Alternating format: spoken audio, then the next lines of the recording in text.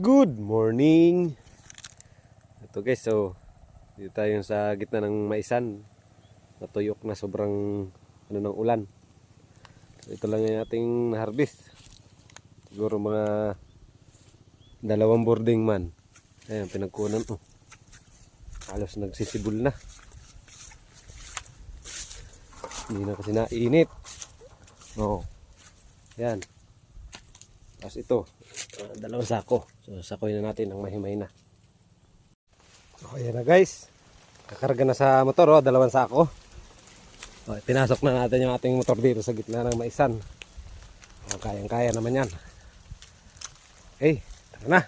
Biyahe na.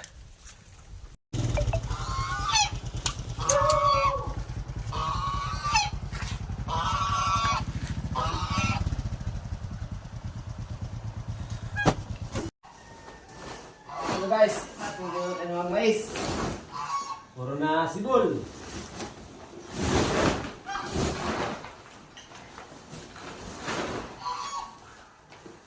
Yan, himay na.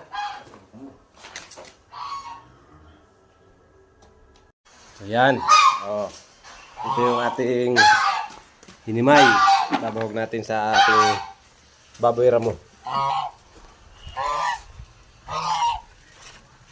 Pero may mga biik yan, Bulig. Ito yung kanilang nanay. Ngayon ka. Yan. Sarap ng kain, di ba?